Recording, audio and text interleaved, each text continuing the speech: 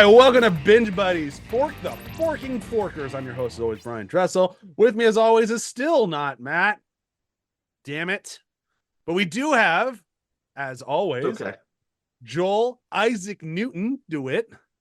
I'm sorry, guys. Hey, you did. I can't live up to the gaping hole. You know what? I feel fine calling Matt a gaping hole. I'm totally fine with it too. I feel like he won't like it though, because he will listen to these. He absolutely will listen to these.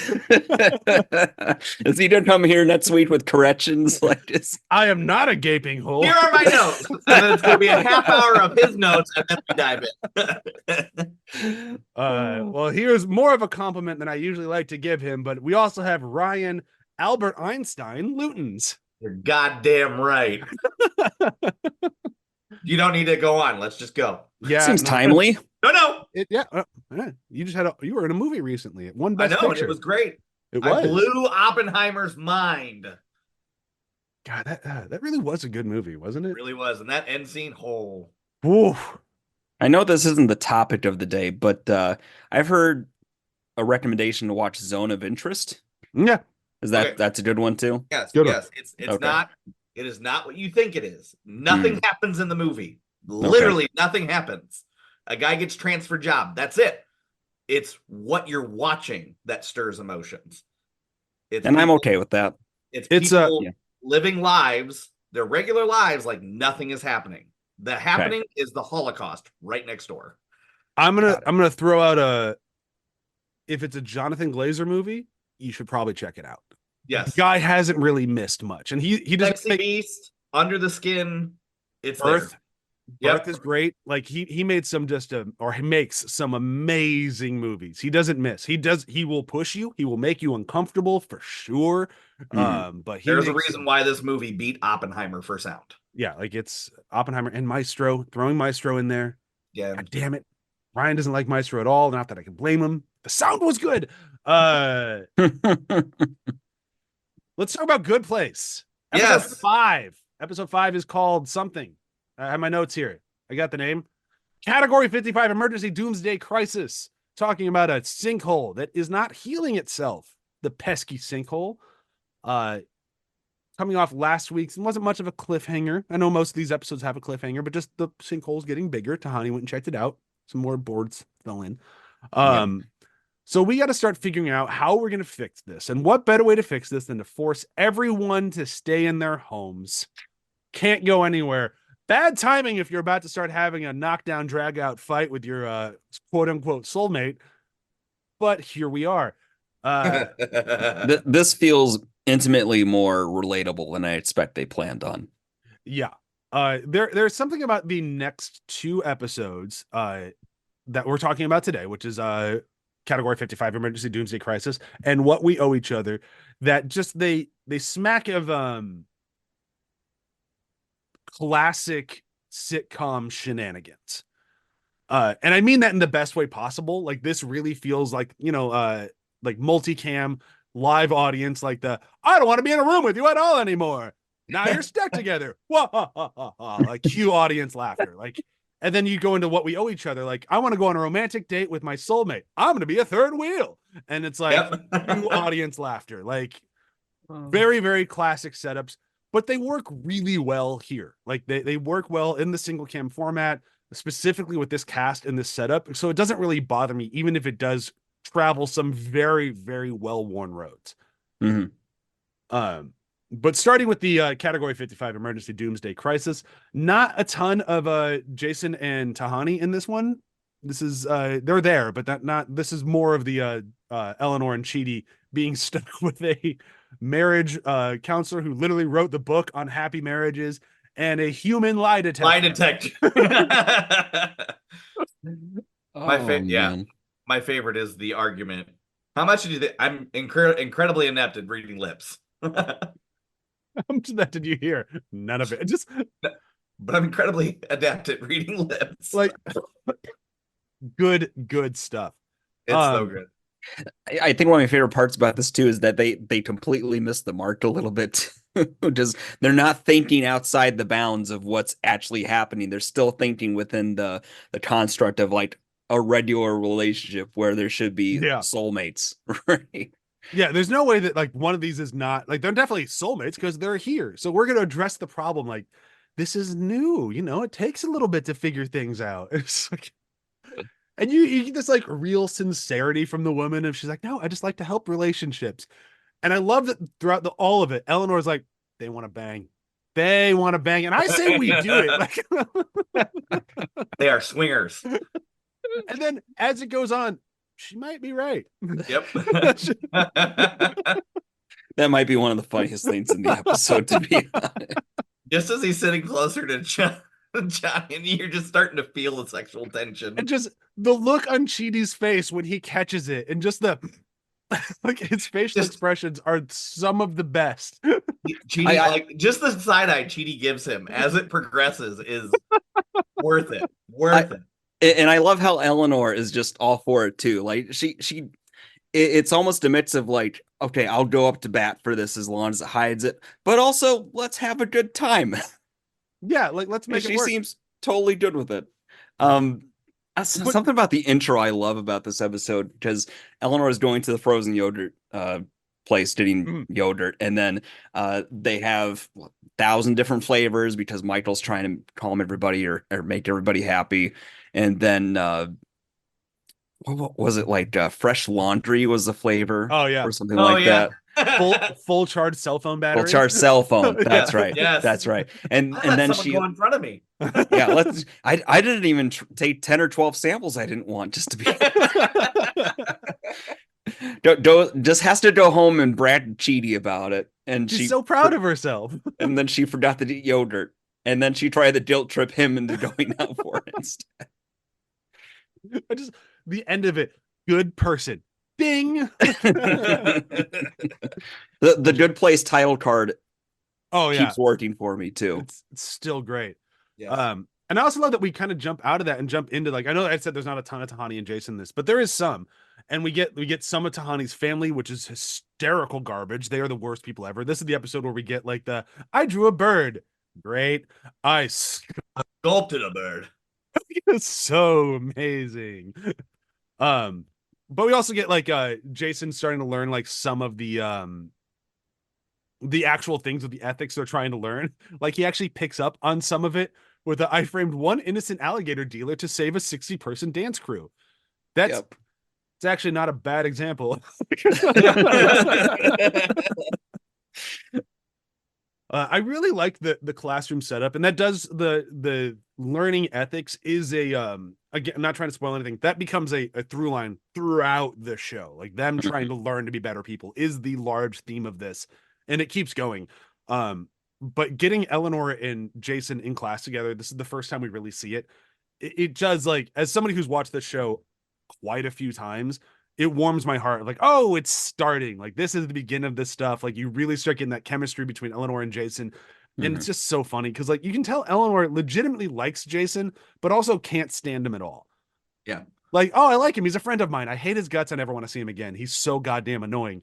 Wow, I just completely ruined our fork the forking forkers rule. But it works. Like, it's in a very fun way. Yeah, it's. You ever see somebody and think to yourself, like, that was kind of me X amount of years ago? Yeah. Yes. Yeah. And it's like, you look back, not to be mean, but it's like, that's the stupid stuff I would have done 5 or 6 years ago. Or that's how I would behave. That seems like the relationship between the two of them. Like, Eleanor is just like a little bit more better composed, understands her situation and needs to be buttoned up. And Jason is still trying to reconcile this Buddhist monk quiet and then how he has to express himself when he gets a chance to. Like, you can believe, like, for just a moment, she and Jason would have hung out on Earth just for a moment, and then she would have hated him, never talked to him again. They probably would have banged, given how she liked to deal with stuff. But you and I are two completely different people. Yeah. But I think they would have been like, I liked him though. Like, even though she kind of hated him, like you could see a sort of friendship there, even if it does frustrate the hell out of her. And I think that really comes through a lot of this. But also at the same time, you really start getting that whole like Eleanor is using Chidi. So by becoming a better person doing this stuff, she's actually also kind of hurting herself because she's not allowing Chidi any free time to be himself. And that's kind of what the big like emotional push of this episode is. Although it's very funny, we have that very like I said, classic sitcom setup of jamming them in a room together. Yeah. We do actually solve some problems because of that, and it makes Chidi and Eleanor a hell of a lot closer. It gives Chidi some more character too. Yeah. Like so far, he's a fun character, but a lot of his stuff prior to that was being the straight-laced, studious person that can't relax and almost like he enjoyed the struggle. And it finally gave him a piece where he could be human. And I don't know about you guys, but like after a while around people, I need to recharge my batteries. Yeah. You know, I'm sure that's true of most people, but like, I totally get I have been your teacher, but now go leave me alone.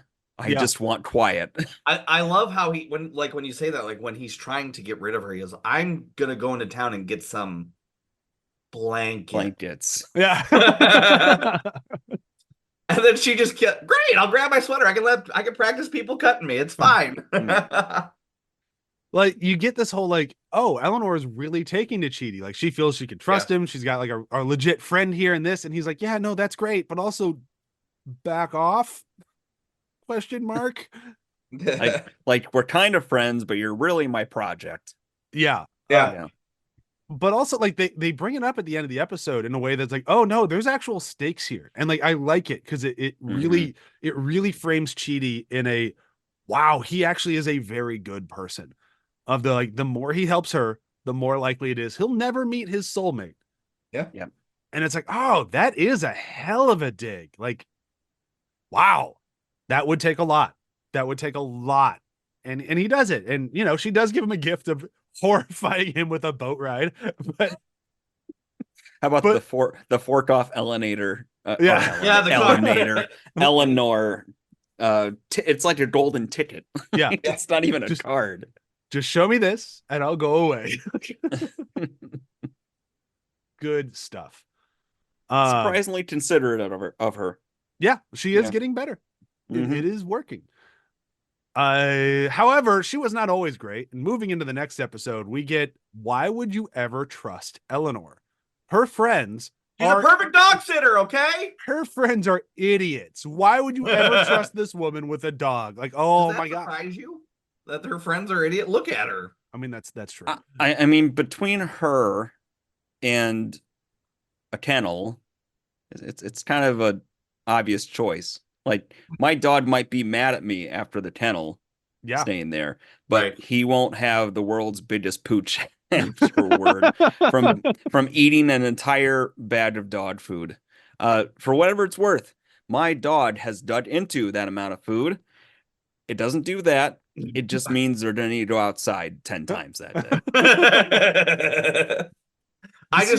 But for the show it works, especially when it's focused. You're showing Eleanor, and then you just hear the squeaking wheels of the tire, and you're like, what is about to happen? The little red wagon. Yeah. I just thought, how's your dog? Fat. He's still fat. And just, I'm not going to say. We're way ahead of it on this one, but her feeding the dog going, I'm ready to be a mom. You didn't ask me about Rihanna. Oh yeah, how rude of her to not ask about the Rihanna. Yeah, I was she a little was drunk very late and a little drunk. And a little drunk. I'm wondering how Rihanna felt about that joke. Because I feel like she'd be like, that tracks. Yeah, I feel that's kind of tame compared to her life experience. I mean, yeah. It's the best you could ask for. She's a billionaire. You get what you get. Didn't she say something like Riri was late? Yeah. Well worth it too, or something like that. Yeah. All right. So episode 6 is called, I had the title in the beginning of the episode, so just pretend that I got it right again, right out of the way. What We Owe Each Other. This is Eleanor now officially being Michael's assistant. That happened last episode. We kind of jumped over that a little bit. But she's got to start distracting him a little bit. Like the more he works at his job, the more he's probably going to catch her, right? That's a fair assumption. So she has to be a good person, help him out, but while at the same also time leading him away from answers. While also being a horrible distraction, not letting him do his job at all. It does lead to a lot of really great stuff. We get to see Michael's stuff. I love Michael's stuff. His bowl of paper clips. He's got a Band-Aid, like just rubber lips. Rubber lips. Just a He's got an Einstein doll. Yeah, he does have an Einstein doll. We're on a roll of tape. Yeah, the roll of tape. I think the paper clips do like it's the thing, especially as he starts like lifting them all up and just letting them drop. It's like a weird sensory thing. Yeah, it's kind of like we went to a slime exhibit last time we were in Chicago, and all you do is just pick up different slimes of different shapes, sizes, and consistencies, like stretch them out and see what you can do with them. Very much kind of that childlike stuff again. Oh yeah.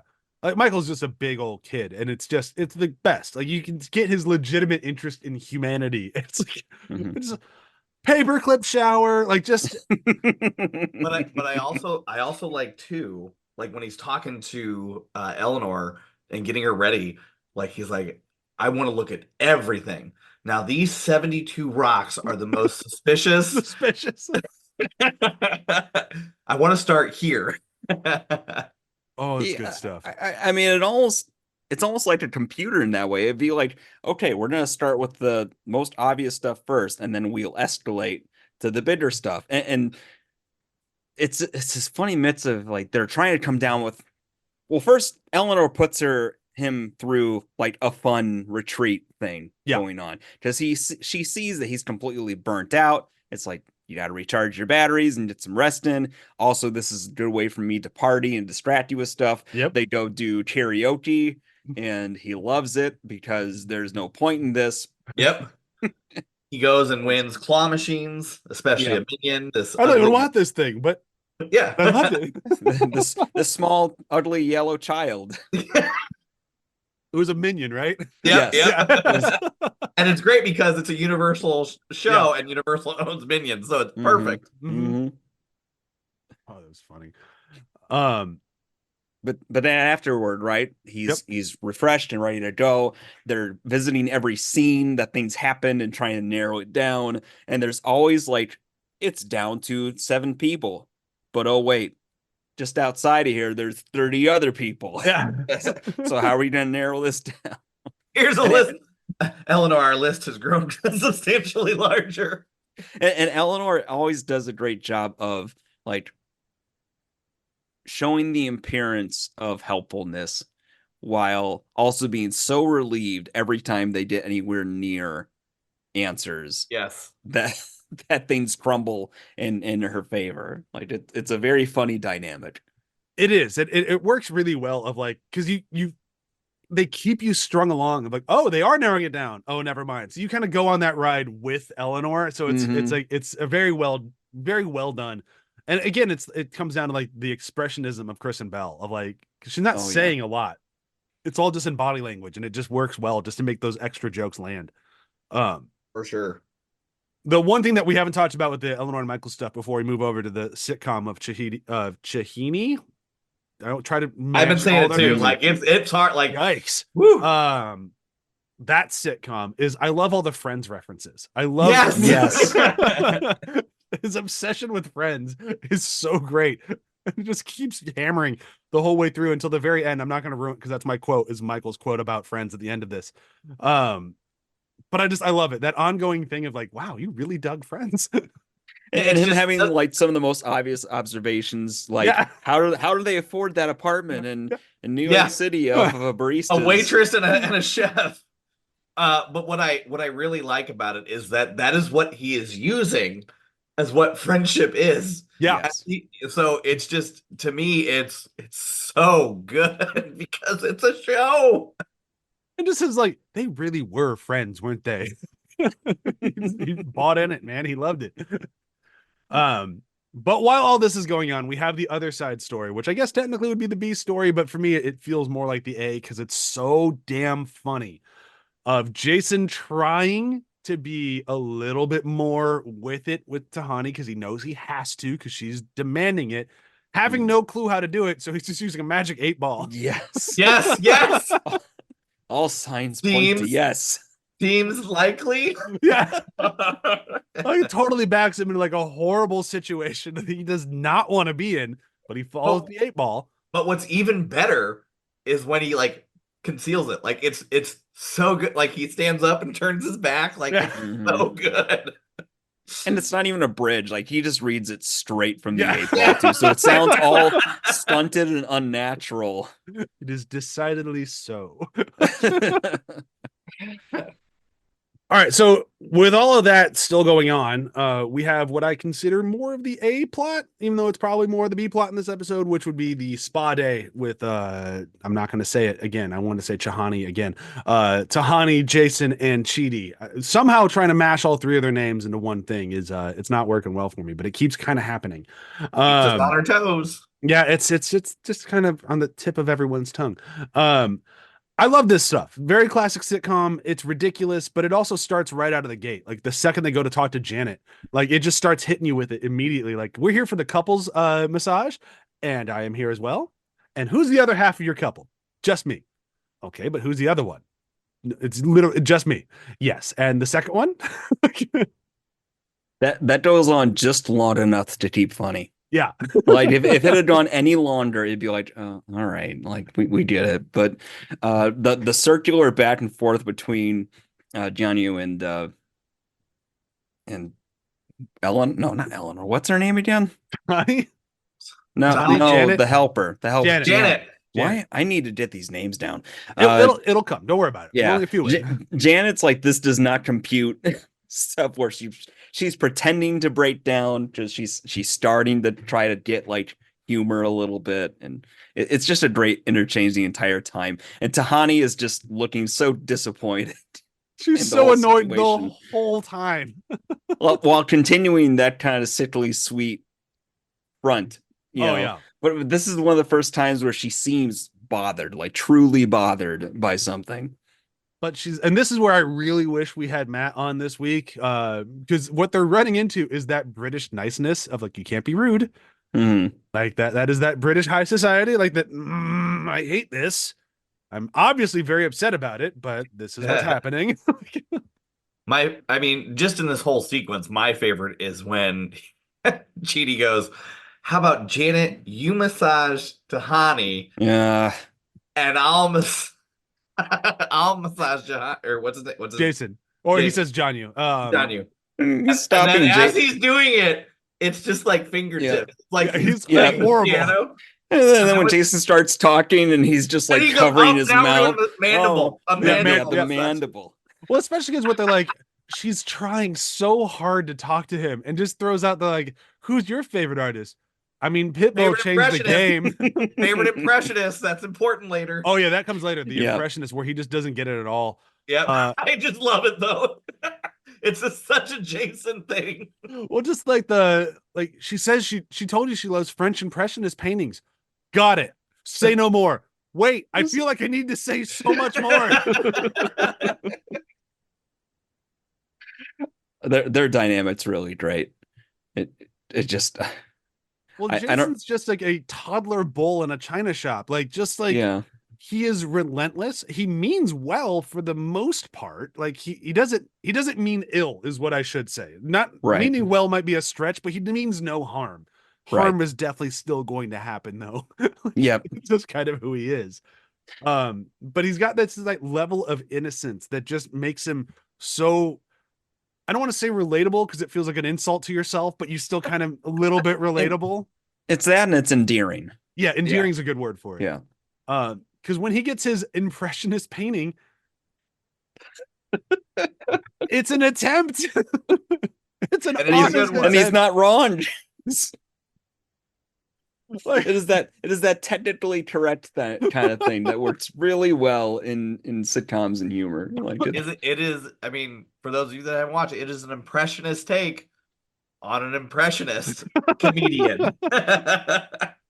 I don't remember which impression he tries to do, but it's a Frank Caliente who actually is he does a very good impersonation of many celebrities. Like Jason's not wrong. He is a good impressionist. I don't think he's that funny personally, but his voice work is spot on. But just like he just holds the penny up like Frank Caliente, forget about it.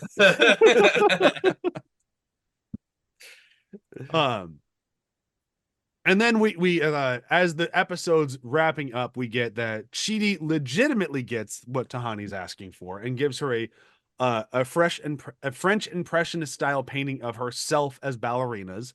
Very crowns. Very thoughtful gift, very nice gift. It was warmed her heart a little bit coming from what she thought was Jianyu. Like, oh, you don't say things, but you do things. She thinks she's finally starting to understand him. Nope. Sorry, Tahani. You're getting screwed here. Poor Tahani. Poor Tahani. There was actually a sweet moment between her and Chidi where they meet up at the coffee shop area, and they actually relate to each other a little bit and have a rapport to where somebody walks by and thinks that they're the soulmates for each other. He for two. And it's it's kind of nice because I don't know about you guys, but I'm very different from my wife, and it's like the differences that I liked about it. And if I felt like I was too similar, it would not work as well. I feel like it's one of those things where it's like they can be really good friends, but they probably wouldn't work as a partner. No. And like, yeah, no, I get that. But I do like that scene of Tahani and Chidi at tea. Like, I know we just kind of briefly talked on it, but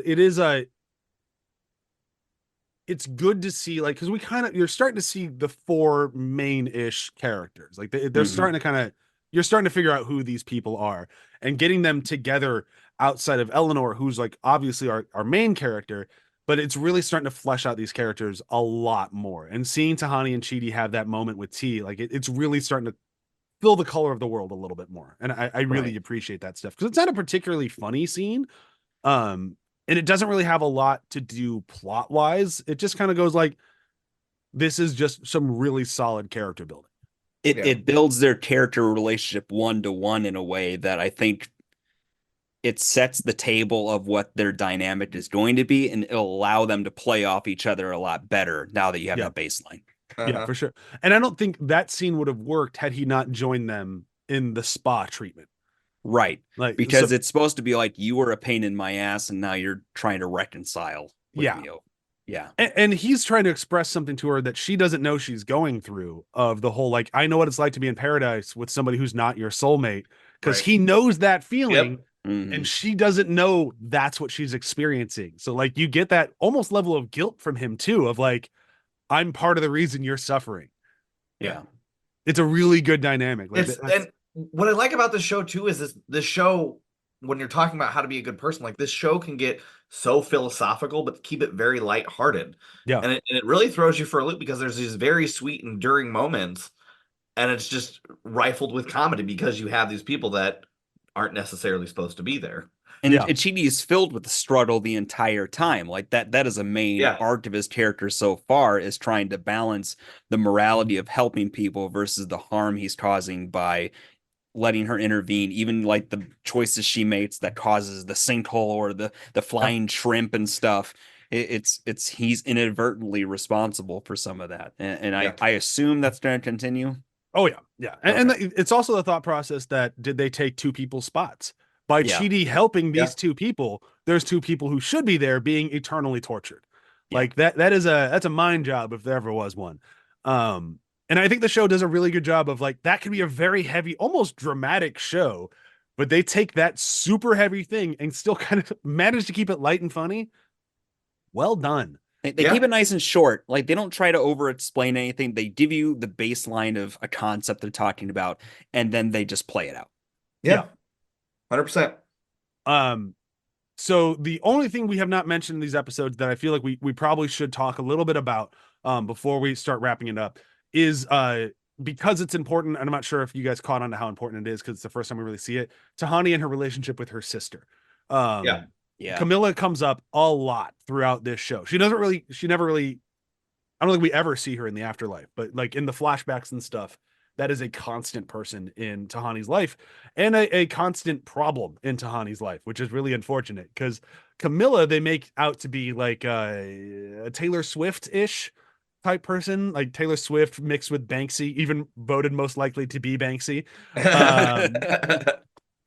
But like you get this whole, she is an absolute global megastar and people love her to the point of worship. Like that becomes very apparent very quickly.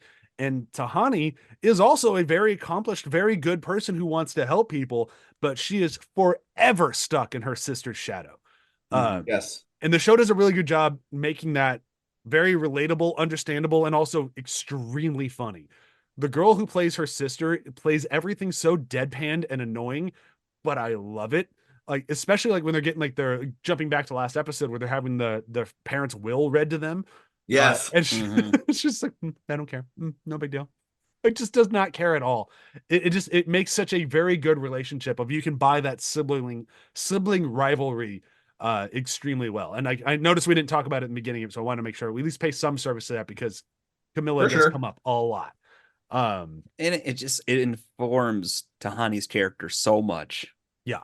You know, I mean, it even goes back to, we didn't mention it either, but the rankings. Yeah. Right. Because she sneaks into Michael's mystery pyramid thing that has all the knowledge and data, and she snoops and finds out she's second to last on the list of good people in the good place. Yep. And they even have that sweet moment near the end where Michael explains to her, like, look, you are in the top 32 of an entire world of people. Yeah. Yeah. You know, like, you know, you may be low on the list, but that's still pretty great. And it, you know, nice little ego boost there and help build up her character. So that was nice. And especially like, she's been living her entire life. She lived her entire life in her sister's shadow and always being told she's less than. Right. She needed that ego boost. Like she needed to pick me up, and it worked out really well. Good moment. But yeah, it's the whole character of constantly seeking affirmation from somebody. Yeah. And that drives her going so gung-ho about trying to help people. Yeah. And I explains how she could have ended up in the quote unquote good place. I think we've done it. I think we've covered all of them. Are we ready for quotes? I think so. Quote unquote quotes. I'm ready. Quote of the quote unquote quote types. All right. We're gonna do it the same way we did last time. We're gonna go around, ping, and come back. So your episode 5 quote, I will get us started because it's a doozy. Last line of the episode, and it's a great one. How do you row a boat? I love it. It's just Chidi finally gets what he wants. I should be on a lake, drinking wine, reading French poetry in a rowboat, and I'm teaching you. So Eleanor sets that up for him. It was a theoretical dream. He's never done this. He doesn't know how to row a boat. And just Chidi delivers it so incredibly well. I love it. That's my episode 5 quote. Who's next? There's something, not a quote, but there's something incredible how this is supposed to be heaven and everybody's having troubles. Yeah. I think this is a quote from the first episode. You broke the world. That's not a compliment. Yep. But just because it comes so quick, like you broke the world and she's so proud of her. It's not a compliment. That's good. Right. Mine was one that I shared. Being a teacher, I absolutely think it's hilarious, but he wants to cancel, he just wants to be left alone. And so he's like, I'm just done. And Eleanor gets into it. And then as she's talking, she goes, but you canceled school. And then she stops and thinks to herself. She goes, what have you done? You monster. So for episode 6, I have to say, though, the amount of one-liners in 6 is relentless. Ridiculous. Is ridiculous. You could do the Nala line. You could. I'll wait and see till after everyone goes. But my line, believe it or not, is is she is talking to the dog, and she goes, "This is Wednesday and this is Thursday, and then if you need any more, this is emergency only." Oh my God, I'm ready to become a mom. That's a good one too. I just laughed. There's so many. You're right. In episode 6, it's a machine. I'll let Joel go, and then I'll say Joel, my, what do you after got? everyone goes, I'm I'll finding say- myself quoting Eleanor a lot here. I'm revved up to learn, man. My brain is horny. Yes, again, so many good ones. Mine's kind of a dual line between, I think it's Chidi and Jason. I want to say it could be Eleanor and Jason, but either way, it's Jason steals the show. He's trying to figure out how to be nice to Tahani in episode 6, and he's like, "Do I be nice to her, or do I throw her jewelry in the toilet?" That's the opposite of being nice. Yeah, that was cheaty. And then, but like when he's talking to Chidi, he goes, "She freaks me out. She's so pretty, like Nala from The Lion King, and she talks so smart, like Nala from The Lion King." like Nala from The Lion King. You gotta help me." But then when Eleanor's talking to him, because this is another line, and it's just great. She goes, "I need to figure out a way to both help him and not help him at the same time." And Chidi goes, "That's literally not possible." Or she's talking about Michael. Yeah. And Chidi goes, "That's literally not possible." And Eleanor goes, "Oh, really? I once posed as a hot prom date for my cousin, both helping him and later, according to his therapist, not helping him." Mhm. So many good lines in this episode. The one that I didn't use, the Michael line that was so good about Friends, when he realized nothing's working and he Season 8. asked for his hoodie. I feel like Friends season 8, out of ideas, forcing Joey and Rachel together, even though it made no sense. I hope the sinkhole opens up and takes me. So good. Man. The more we get of these 4, 5, if you count Michael, 6 if you count Janet, main characters, Janet becomes way more prevalent throughout the show, not to spoil things, but Good. guessing you can kind of feel that coming. But the more you get these people, and they all have their own sense of humor, and they all have such amazing one-liners, the shows only get tougher and tougher as it goes to pick out quotes per episode. And then God help us when we have to rank. Trying to pick our top quotes from this show is going to be a monster. Yes. But you're all going to agree with me on something about bears and chainsaws. Not to spoil anything, it's the best line of the show. It comes in season 4. You got a long way to go till you get there, but this is my first hint of it. Bears and chainsaws is all I'm going to give you. Okay. Anything else from today before we get into plugs? We didn't talk about the in last week's episode. We didn't talk about the orgy on the somewhat overturned yacht. His dad just texted. So many good lines in this show. I gotta go film Scott Dickinson's porno. Of all the things I didn't expect, it was a Fred Durst reference. Yeah. But it's Florida. Yeah. My dad just texted. Oh, it was a good line from last week that we didn't bring up. There's too many lines to bring up in this show. But okay, so next week, before we get into plugs, you got to tune in as we talk about what can only be described as the Eternal Shriek. I'll let you figure out what that is. That's a good one. And then we'll also be talking about Most Improved Player. And then we're almost done with season 1, guys. We're close. We only got a couple more recording sessions, and then we're on to season 2. Are all the seasons this brisk? Oh yeah. Or sorry, I mean 13 short. I episodes. should say short. Yeah, they're all 13 or 12 or 13 episodes. They're all real quick. Okay. And like I said, I could watch this entire show in a week because it's that bingeable. So it all moves this fast. It was a very quick hour and a half of watching these yesterday. Oh yeah. Yeah. And it's going to continue feeling like that. All right, let's do plugs. We can say goodbye. This show, every other show at the ATH Network, check out athpod.com. As I see my son creeping into the room to say plugs as well. Afterthoughts Podcast is a book club podcast. We have done Flowers for Algernon. I'm going to put a stake in the ground, say we were done with Return of the King, and we'll be shortly starting Dune because Ryan asked me if I had watched Dune Part 2, and I was surprised that he asked me that question. You can find me on the Front Row Network, where I do shows on the main page every once in a blue moon, but you can find me on Front Row Flashbacks, where I am a main host, but we are currently taking a hiatus. I don't know if we're back at this point, but be on the lookout. Yeah, we're pre-recording a lot of this stuff lately, which is great for me and my editing time. Makes plugs a little bit more difficult, but you get the picture. And then be sure to check out later episodes when Matt will be back. Still feels weird without him. Hi, Matt. Gaping hole. Hi, gaping hole. I don't think he's gonna like it.